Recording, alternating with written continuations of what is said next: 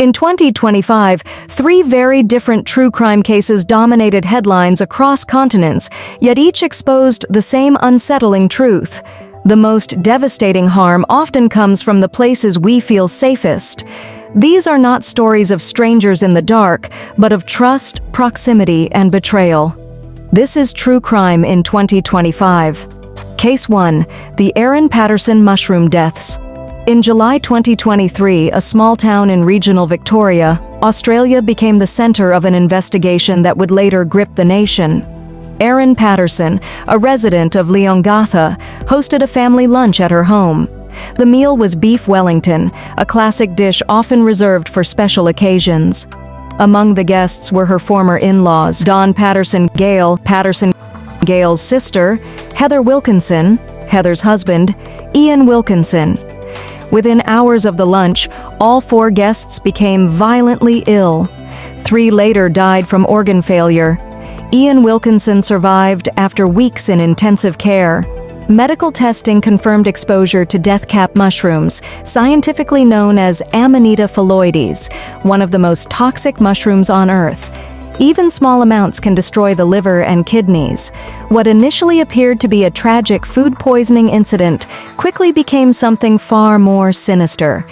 Investigators focused on how the mushrooms entered the meal. Death caps are not commonly sold in supermarkets and require either foraging knowledge or deliberate sourcing. Police alleged inconsistencies in Patterson's statements and behavior following the lunch. And regarding a patient that presented here earlier but has left the building and is potentially exposed to a fatal toxin from mushroom poisoning. It's a tragedy what's happened. In November 2023, Erin Patterson was formally charged with 3 counts of murder, 1 count of attempted murder. By 2025, her trial in the Supreme Court of Victoria had become one of the most closely followed legal proceedings in Australian history. Daily live updates, courtroom sketches, and expert testimony dominated news cycles. Prosecutors argued the poisoning was deliberate. The defense maintained it was a tragic accident, denying any intent to harm. At the time of reporting, the case remained a defining example of how circumstantial evidence, forensic toxicology, and motive are weighed in modern murder trials. The Erin Patterson case reminds us that murder does not always arrive with violence. Sometimes it comes quietly, disguised as hospitality. Patterson has been convicted. After more than 2 months, the blockbuster mushroom trial has finally come to an end. The Kendra Licari cyberbullying case. The final story takes us to Michigan, where a crime unfolded not in person, but through a screen. Kendra Licari was a mother, a basketball coach, and a trusted community member in Beale City. Beginning in 2020, her teenage daughter, Lauren Licari, and Lauren's boyfriend, Owen McKenney, began receiving anonymous text messages. At first, they were confusing, then relentless. The messages escalated to dozens per day. They included insults, sexual harassment, threats, messages encouraging self-harm. Law enforcement initially suspected peers. Friendships fractured. Students were interrogated. The psychological toll mounted. In 2022, federal investigators traced the digital footprint of the messages to an IP address associated with the Licari home. The sender was not a stranger. It was Lauren's mother. Kendra Licari was arrested and later pleaded guilty in 2023 to 2 counts of stalking a minor. She was sentenced to 19 months to 5 years in prison. She was released on parole in August 2024 under strict conditions, including no contact with her daughter. The case reached a wider audience in 2025 through the Netflix documentary Unknown Number: The High School Catfish, which examined the emotional damage inflicted on the victims and raised broader questions about control, manipulation, and digital abuse within families.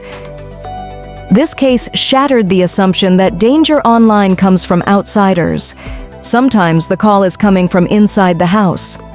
The Kendra Licari case shows us how harm can be inflicted invisibly through anonymous messages, hidden identities, and digital deception. It is a crime defined by concealment, where the truth remained buried behind technology designed to obscure its source. But not all hidden crimes stay buried forever. Sometimes justice does not arrive through confession or exposure, but through patience, through evidence preserved long enough for science to catch up. Our final case is not about deception unfolding in real time, but about a crime that waited decades to be understood. A single footprint, a silent apartment, and forensic evidence that refused to be erased.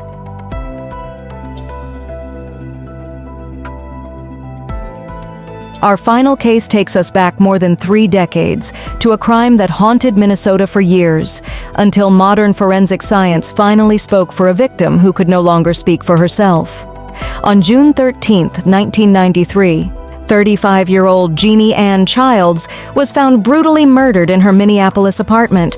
She had been stabbed more than 60 times. There were no witnesses, no clear suspect, and for years, no arrest. What investigators did have was something unusual, a bloody footprint left at the crime scene. At the time, forensic technology was limited.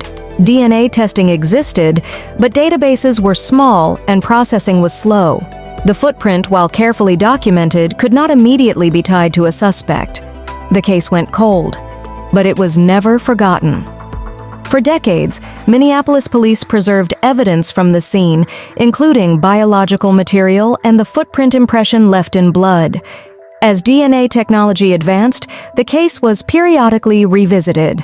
The breakthrough came years later, when improved DNA profiling techniques allowed investigators to re-examine preserved evidence.